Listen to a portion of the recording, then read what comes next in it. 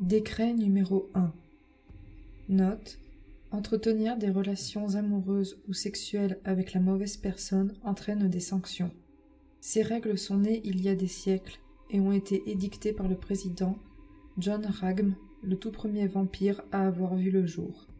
Voici le décret relatant cette prohibition. Publié au cours de l'an 1.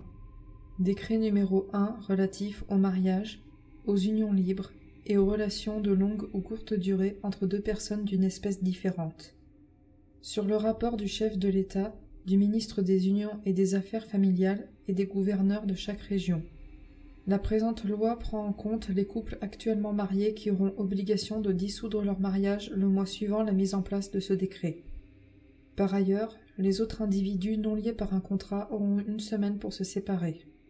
Article 1. Le présent décret s'adresse à chaque espèce surnaturelle, fées, sorcières, vampires, loups-garous et hybrides. Article 2. Toutes les espèces n'appartenant pas à une même race n'auront plus aucun droit de se fréquenter amoureusement et sexuellement. Cependant, des exceptions subsisteront. Article 3. Pour assurer leur descendance, les fées sont autorisées à se marier, côtoyer les sorciers. Elles ont cependant interdiction de fréquenter amoureusement ou sexuellement les espèces suivantes: loups-garous, vampires et hybrides. Tout manquement à cette loi entraînera une sanction irrévocable. La fée choisira entre la destruction de ses ailes ou une peine de prison à l'appréciation des juges. Article 4. Pour assurer leur descendance, les sorcières ne devront se lier qu'avec des humains, hors Uspia, ou des personnes de la même espèce.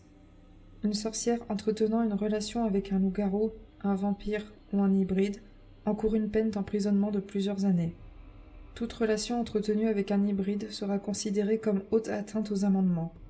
Selon la nature de cette union, elle pourrait être condamnée par une peine capitale. Article 5. Les sorciers ont l'autorisation de fréquenter fées, sorcières et femmes vampires en raison de leur infertilité. Les relations peuvent être acceptées pour ces dernières. Tout manquement à ce règlement sera passible d'une peine d'emprisonnement. Article 6. Les hybrides, vampires et loups-garous sont autorisés à se marier ou vivre ensemble. Il est donc formellement interdit de fréquenter, d'entretenir une relation avec une sorcière ou une fée. Tout manquement à cette règle entraînera une peine d'emprisonnement. Le condamné se verra retirer ses pouvoirs. La durée de la condamnation s'étendra jusqu'à la mort naturelle de la sorcière ou de la fée, dans le cas où cette dernière ne renonce pas à ses ailes. Par le président John Ragm, le gouverneur des 10 régions. En dépit de ce décret, les différentes espèces ont, pour certaines, accepté de vivre non loin les unes des autres, proches du même territoire, malgré énormément de réfractaires. Cette loi a engendré une haine perpétuelle au sein de la population d'Uspia. Prologue. Uspia, pays magique et inconnu des personnes sans pouvoir, un soir de pleine lune. Ludmilla, âgée de 6 ans. Mes parents chuchotent dans leur coin en me jetant quelques regards. Je n'ai pas terminé de manger mes petits pois, ça va finir par barder pour moi. Ce truc est vraiment dégoûtant. J'aimerais tant avoir connaissance d'un envoûtement pour le faire disparaître de mon assiette, et hop, papa et maman penseront que j'ai tout englouti. Malheureusement, je ne connais encore aucun sortilège à mon âge. En plus, je n'ai pas le droit d'avoir ma propre baguette magique. Pour jouer à la sorcière, je me contente donc de voler celle de ma mère. Cette dernière abrège sa conversation, s'approche de moi en fronçant les sourcils. « Alors, Ludmilla, tu as fini ? Il va falloir aller te coucher. »« Déjà, je voulais cueillir des fleurs dans le bois pour te faire un joli bouquet. »« Non, il est tard, le soleil va bientôt se coucher et ce soir c'est la pleine lune. » La pleine lune. On nous explique à l'école que les sorciers et les fées ne sont pas les seules créatures. Il existe en effet des vampires, des loups-garous, et également le mélange de ces deux espèces, des hybrides. Cela fait des années qu'on me rabâche qu'ils sont cruels, et j'y crois très fort. Je n'en ai jamais vu de mes propres yeux. J'en ai croisé uniquement en photographie. Avec leurs crocs et leurs mâchoires tranchantes, je sais le mal qu'ils peuvent occasionner. Pourtant, même si la magie est omniprésente autour de moi, ça me paraît irréel. Ce soir, les hybrides et les loups-garous feront couler beaucoup de sang. C'est pourquoi je ne peux pas aller dans les bois. « Et Boris, il n'est pas rentré ?» remarquai-je. « Boris, c'est mon grand frère. Il a 12 ans et aime bien jouer avec ses copains dehors. La nuit va bientôt tomber, il n'est pas encore à la maison. Papa va aller le chercher en ville. Je me dépêche de finir. Enfin, je dirais plutôt que je me hâte de glisser les derniers petits pois dans ma poche. Une fois sous les draps, impossible de trouver le sommeil, alors je me colle contre ma fenêtre et observe la lune s'élever. Ronde et immense, elle paraît si proche de la terre. Le ciel bleu foncé et les milliers d'étoiles qui le tapissent rendent la vue incroyablement belle. Il y a cependant une fine couche de brouillard qui obscurcit ce tableau idyllique, conférant une aura sinistre au paysage. Moi, ça me fait rêver, excepté lorsqu'un hurlement lugubre retentit, celui d'un loup. S'ensuit un concert de ces mêmes bruits, annonçant que les ténèbres ont pris possession des rues, des forêts, et de tout endroit où les personnes humaines magiques pensaient être en sécurité. C'est cette nuit qui a exacerbé ma haine pour les autres créatures, parce que ce soir-là, Boris et ses copains ont été retrouvés morts, démembrés, dans une rivière de sang. J'ai perdu mon frère à cause d'un hybride, et j'ai décidé de maudire cette race au plus profond de mon être. Chapitre 1. Ludmilla, Académie de Warret, septembre. Le stress s'est insinué sous chaque pore de ma peau. Je m'apprête à franchir le grand pas dans la vie d'adulte, intégrer l'Académie universitaire de Warret. Elle est destinée aux gens de mon espèce, hélas, pas seulement. Mis à part les fées que j'apprécie fortement, d'autres créatures ont le droit de venir y étudier. Je hais ces pourritures, ce sont des déchets de l'humanité. Néanmoins, même si je méprise ces vermines, quitter le cocon familial me fera du bien. Étant désormais enfant unique, ma mère a beaucoup de mal à me lâcher. Elle s'inquiète sans cesse pour moi, m'étouffe de câlins, alors que je suis tout sauf tactile. Je déteste ces marques d'amour, cette affectuosité, ainsi que tout ce qui s'en rapproche. En fait, ça me donne envie de gerber. Je ne dis rien puisque c'est la femme qui m'a mise au monde, et j'ai conscience que la mort de mon frère l'a profondément affectée, la poussant à se montrer bien plus oppressante. Actuellement, ma génitrice m'enlace en me serrant tout contre elle, attestant que me voir partir de longs mois loin de chez nous la triste. Je compatis, scelle mes lèvres et évite de l'envoyer balader. Le parking se trouvant juste à l'extérieur de l'académie est bondé. Il me faut puiser dans mes forces lointaines afin de ne pas stopper toute cette douceur à laquelle je suis complètement allergique. Au loin, j'aperçois Cyrielle, ma meilleure amie qui m'attend avec ses nombreuses valises. On dirait qu'elle a dévalisé un magasin. « Bon, je vais y aller maintenant », annonçai-je pour que ma mère me laisse. Sa chevelure m'obscurcissait partiellement la vue. Dorénavant, je peux observer le paysage dans sa totalité, sans qu'aucune mèche, aussi brune que les miennes, m'importune. Toutefois, mon père, qui adopte un comportement éloigné en toutes circonstances, se plante devant moi. Lui aussi m'empêche de contempler l'espace surpeuplé d'étudiants qui saluent promptement leurs parents. « N'oublie pas de te méfier de ces raclures d'hybrides, de loups-garous et de vampires, » me prévient-il froidement. J'acquiesce. Je n'ai jamais vu l'une de ces créatures, cependant, je sais que je n'ai pas à les fréquenter, ne serait-ce que pour demander l'heure. Je les exècre de toute mon âme. Ma haine pour eux est viscérale, infinie, elle ne cessera jamais. Donc, étudier à leur côté m'anime d'un sentiment de colère que je ne suis pas sûre de pouvoir dominer près d'eux. Étant donné que je n'ai pas le choix, puisque toutes les académies du SPIA sont mixtes, je prends sur moi, prête à leur cracher mon mépris à la gueule, même s'ils sont dangereux. Ce sont des tueurs, des assassins. Normalement, plusieurs moyens de protection magique ont été mis en place pour nous sécuriser. Lors de la pleine lune, nous n'aurons pas à craindre de nous faire attaquer. Je ferai attention, assurai-je en me parant d'un air sévère. Également aux garçons de ton âge, ok ? Oh, ça va, elle a 20 ans, le réprimande ma mère en soupirant. Je lui dis simplement de faire preuve de vigilance. Beaucoup de jeunes morveux pensent à des choses qu'elle n'a pas à accomplir. Elle le foudroie du regard, ce qui n'impressionne pas mon paternel. La sexualité et les garçons sont des sujets tabous au sein de mon foyer. Aux yeux de mes parents, je ne suis qu'une petite fille, et ils n'ont pas tort. Je suis certainement la seule de ma promotion à être vierge. Lorsque mes copines discutent de sexe, mes lèvres se ferment et mes prunelles foncées dévient ailleurs. Je suis terriblement gênée de parler de ça en public. Ce n'est vraiment pas un thème que je maîtrise puisque, en plus de n'avoir jamais couché avec un mec, je n'en ai jamais embrassé non plus. Cyrielle me promet que je suis normale, qu'il est tout à fait romantique de vouloir se préserver pour l'homme idéal afin de partager ça. Pitié, romantique, ce mot me fait grimacer rien qu'en l'entendant. J'attends effectivement le bon sorcier, mais ne parlons pas d'amour ou de sentimentalité. J'en ai horreur. Ces termes me donnent envie de vomir. Il n'y a rien de plus dégueulasse. Je ferai attention, répétai-je. Les garçons sont obsédés par le sexe, Ludmilla. Ok, j'ai compris, papa. Je vais y aller maintenant. Pour une raison qui m'est propre, entendre mon père prononcer ce mot tabou est déroutant. Un peu comme lorsque l'on se retrouve en famille et qu'une scène olé olé passe à la télévision.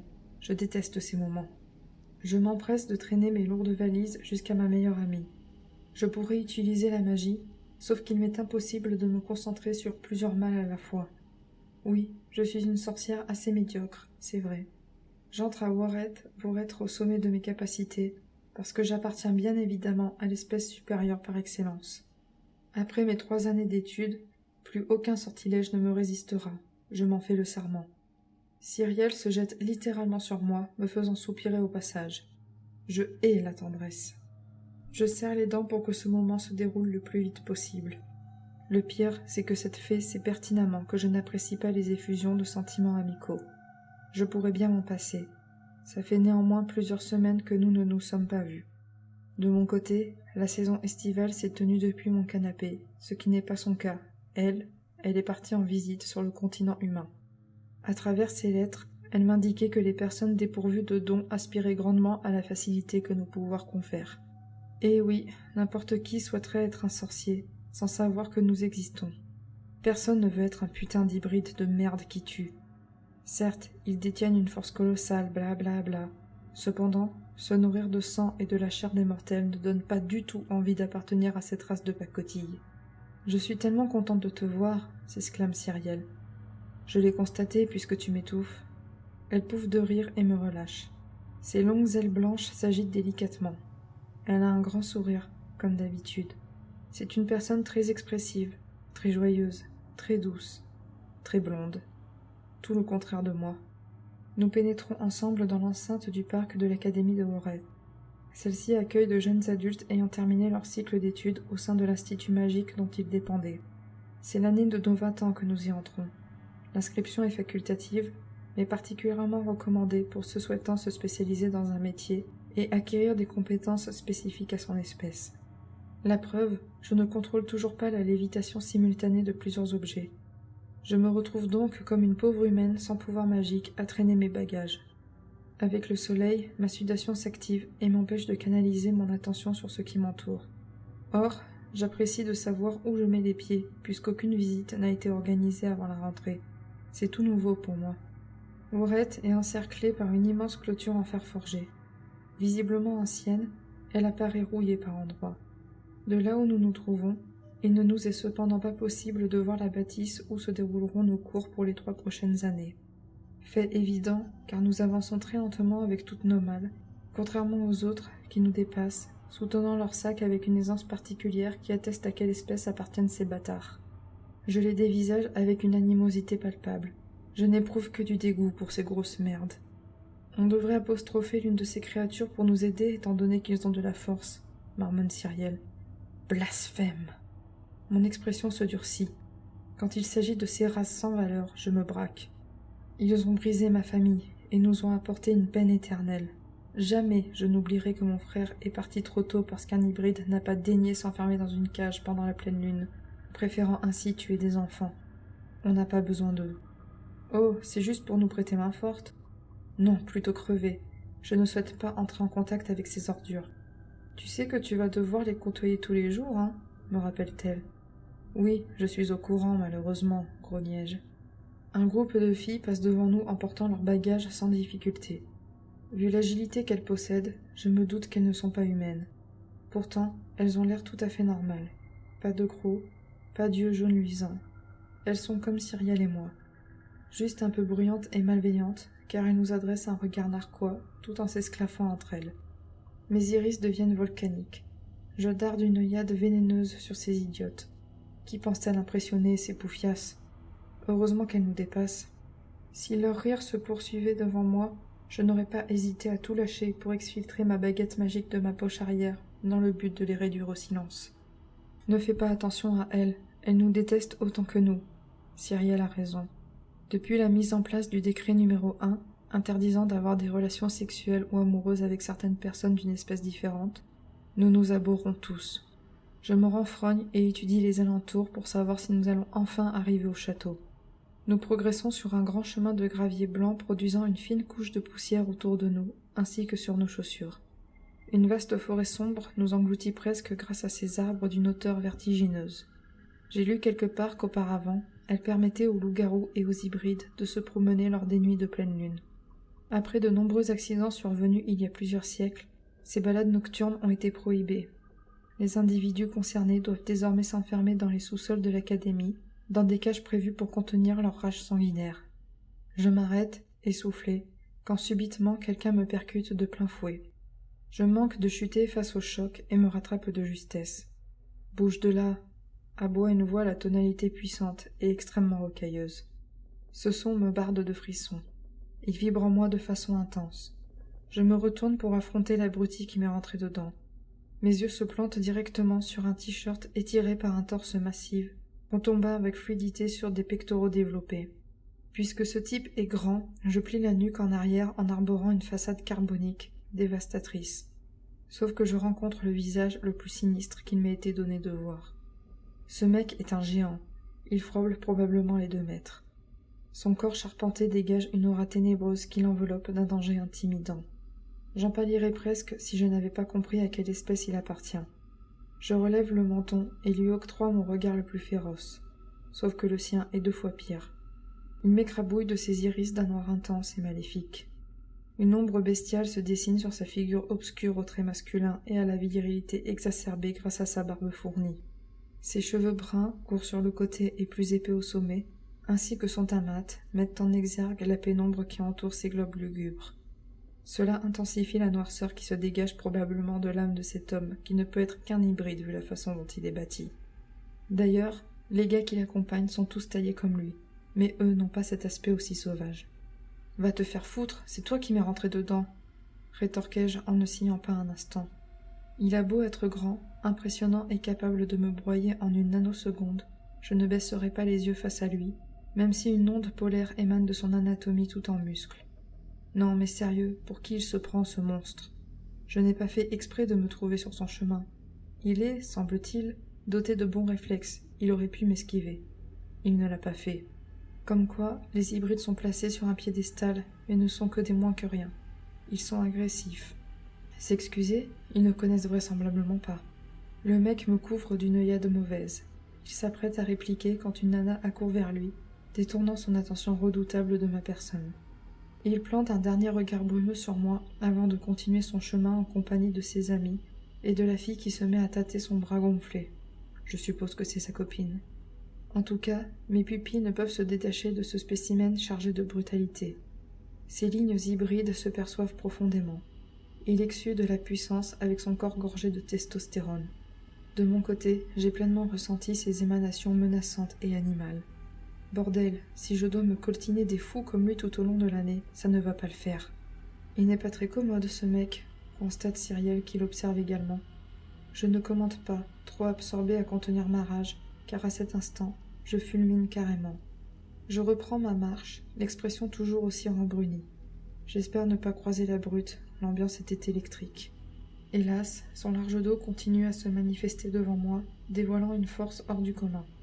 J'ai saisi chacune de ses courbes et désormais, je compte bien le fuir. Tout en lui prouve que c'est un mâle alpha, un homme plus mature que les autres, alors je l'imagine en dernière année. On ne devrait pas trop se voir, donc ça ira. J'ai avancé avec tant de fureur que je n'ai pas tout de suite remarqué le majestueux château de l'académie universitaire. Avec son style sombre et ancien, il surplombe le vaste parc qui le sépare du bois à la taille non négligeable. Long de plusieurs mètres, l'édifice aux allures fantomatiques s'étend sur une majeure partie de l'espace. Tous les étudiants sont rassemblés devant les grandes portes en discutant, pendant que d'autres, moins bavards, se feraient un chemin parmi eux dans le but de pénétrer au sein de la bâtisse. Ma meilleure amie et moi les imitons, difficilement certes, mais hors de question de rester ici bêtement à attendre le déluge. Le hall de l'établissement est à l'image de l'extérieur, gigantesque. À cheval sur 2 niveaux, son plafond en pierre est encore plus haut qu'une maison à 3 étages. Je contemple l'escalier qui mène au reste du bâtiment. À son sommet, Un balcon permet de visualiser l'ensemble de l'entrée de Warrett. Face à nous se dresse un grand panneau devant lequel de nombreux élèves sont agglutinés avec leurs valises. En raison du temps qu'ils prennent, je n'hésite pas à les pousser, car au bout d'un moment, ça suffit. Ce n'est pas un point de rencontre, mais un lieu d'information. Pardon, grommelai-je en forçant le passage sous les regards outrés. Mais ça ne va pas, râle une nana qui bascule légèrement contre sa copine avec qui elle bavardait en bouchant l'accès. Tu n'as qu'à aller discuter ailleurs. T'es tarée comme fille. Et toi, t'es moche. Ce n'est pas vrai, elle ne l'est pas. Elle est bien plus jolie que moi, mais je ne savais tout simplement pas quoi dire. Horrifiée, sa mâchoire se décroche. Elle recherche du réconfort auprès de son binôme, sans succès. Les deux finissent par s'en aller, manquant de répartie. C'est le dispatch des dortoirs, me signale Cyrielle en lisant les inscriptions devant nous. J'espère qu'on nous met avec des mecs, s'écrie une fille à côté de moi. Ses amis gloussent. Toi, t'as envie de te faire sauter tous les soirs. Surtout par Diego. Oh putain, les orgasmes qu'il donne, ce mec. Elle se mordit les lèvres. Il est juste fantastique, le meilleur coup de toute ma vie. J'approuve, ajoute l'une de ses complices en rigolant. Je fronce les sourcils, abasourdi, sans comprendre ce qu'est un orgasme. Si je saisis bien, elles se sont toutes les deux tapées le même gars et ne s'étripent pas. Dans quel monde j'ai atterri? On est ensemble avec d'autres fées et sorcières du territoire 13, m'apprend Cyrielle, me forçant à détourner la tête de la conversation qui se poursuit à côté de moi. Je n'ai rien raté, à part la dimension apparemment extraordinaire du pénis du fameux Diego. Cyrielle et moi vivons depuis toujours sur le territoire 13 de la région 10. Ok, parfait, je ne souhaitais pas me mélanger avec des monstres. Nous montons péniblement dans les étages supérieurs afin de nous installer dans notre dortoir et de nous débarrasser de nos affaires encombrantes. J'admets être bien contente d'échapper aux détails sur les parties génitales du mec nommé Diego, qui paraît avoir un succès fou. Difficile de débusquer notre chambre commune. Vu le nombre de personnes qui s'accumulent dans les couloirs, avancer et chercher est laborieux, d'autant plus que nous sommes chargés. Les corridors en pierre sont froids, sombres. Le bruit des conversations qui s'y déroulent nous revient en écho. Nous finissons heureusement par dénicher notre dortoir et pénétrons à l'intérieur en compagnie des autres filles que je n'apprécie pas plus que ça, mais que je salue poliment malgré tout. Ma déception est grande lorsque je me rends compte que la pièce est dénuée de chaleur et d'intimité. Les lits sont simples et n'ont pas l'air d'avoir le confort nécessaire pour passer une bonne nuit de sommeil. À part une armoire, rien ne nous sépare réellement. Nous pouvons nous entendre ronfler, chuchoter et même nous observer. L'une de mes camarades lance très sérieusement. Avec ce manque d'intimité, je ne vois pas comment nous pourrons nous caresser en toute tranquillité. Si toutes rient, ce n'est pas mon cas. Je demeure impassible à cette blague douteuse. Je ne me suis jamais masturbée. Je n'en saisis pas l'intérêt, ni n'en ressens le désir. Ça ne m'attire pas, je ne capte pas pourquoi le faire, c'est crade. Et en parler ouvertement, c'est pire. Je déteste ces nanas qui n'ont aucune honte. Un peu de pudeur quand même. Détends-toi, elle rigole, me souffle discrètement Cyrielle alors que nous choisissons nos places. J'en doute.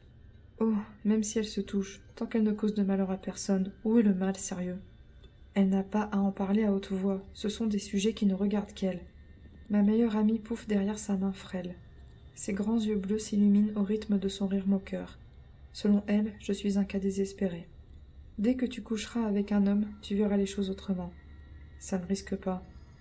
De toute façon, je suis certaine que lorsque tu tomberas amoureuse, tu changeras un peu. Je tire la langue et grimace en singeant un haut le cœur. Ne prononce pas ce mot horrible. Oups, s'esclaffe la fée en commençant à décharger ses affaires pour fourrer le tout dans son meuble. Je l'imite alors que les autres piaillent au sujet des mecs de l'académie qu'elles trouvent sexy. Je n'en ai remarqué aucun.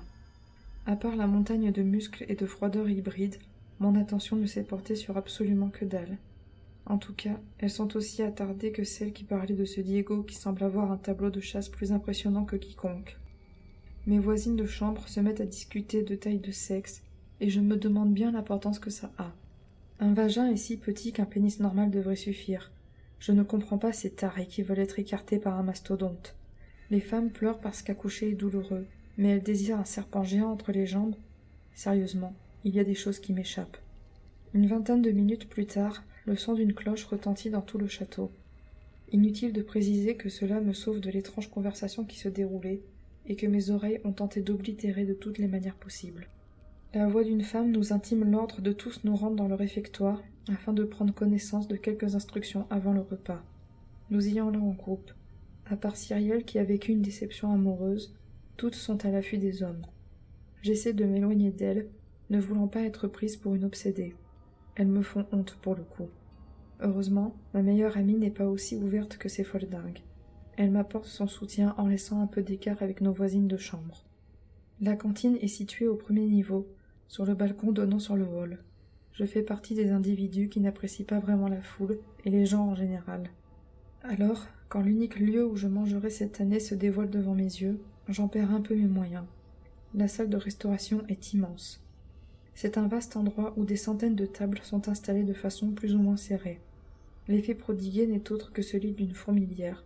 « Les filles, vous avez vu à quel point les hybrides sont chauds bouillants ?» s'extasie Doriel, une fée partageant mon dortoir et qui détient une chevelure aussi vertigineuse et blonde que Cyrielle. Toutes tournent la tête en direction du point vers lequel son doigt est orienté avec une discrétion à revoir. Je suis la seule qui s'en fiche complètement. Peu importe leur gueule, ça reste des animaux, marmonnai-je.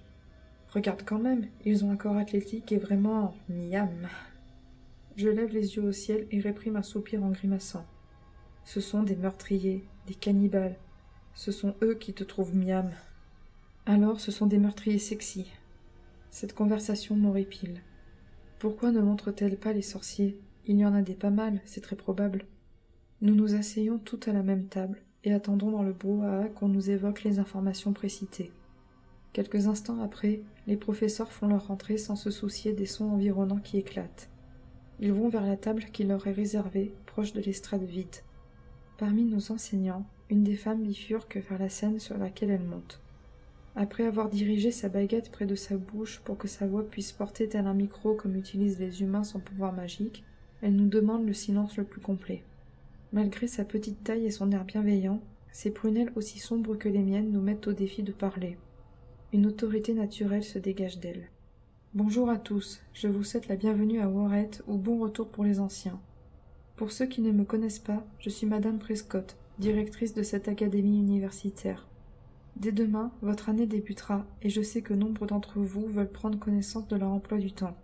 Plusieurs étudiants de sexe masculin élèvent la voix pour répondre par l'affirmative. La directrice nous explique que nos plannings sont actuellement envoyés par voie magique dans nos dortoirs. Ayant pris la spécialité me permettant d'entrer au sein de la Légion, mes cours s'effectueront en grande partie avec les personnes suivant le même cursus.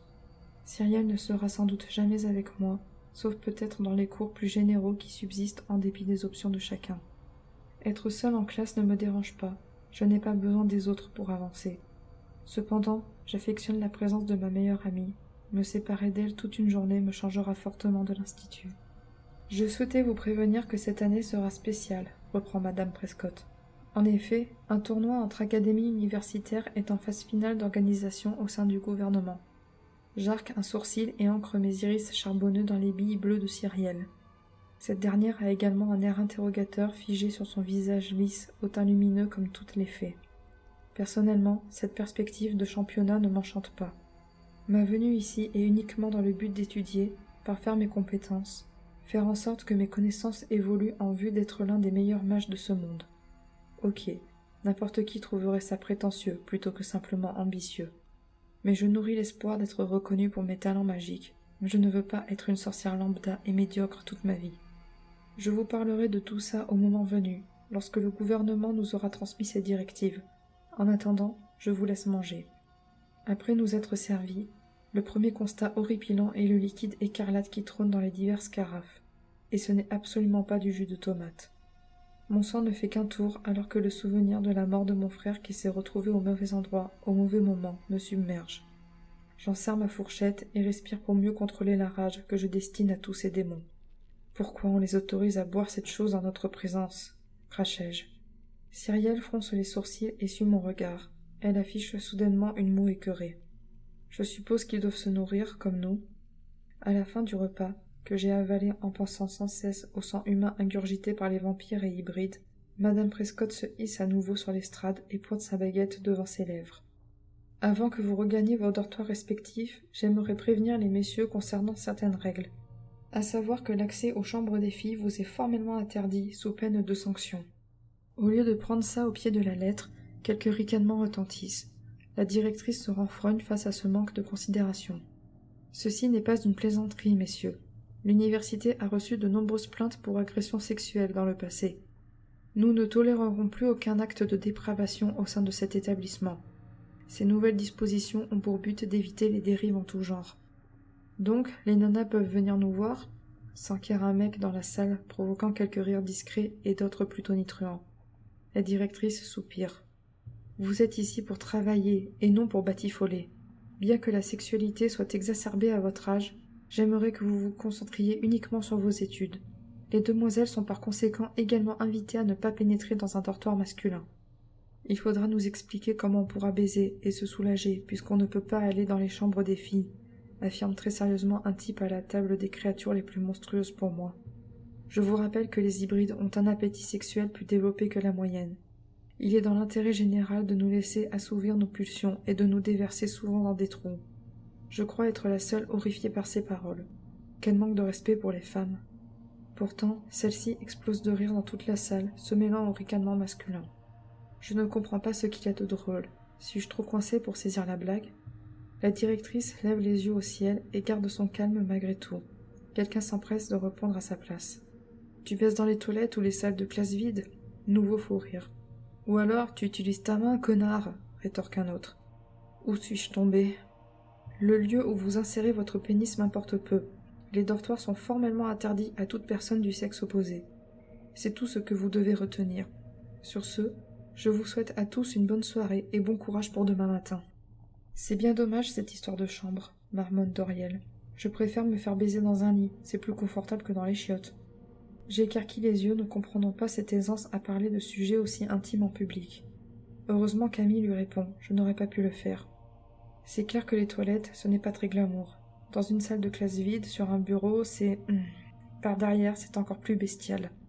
Je reste de marbre face à leur conversation qui dévie sur leur position préférée.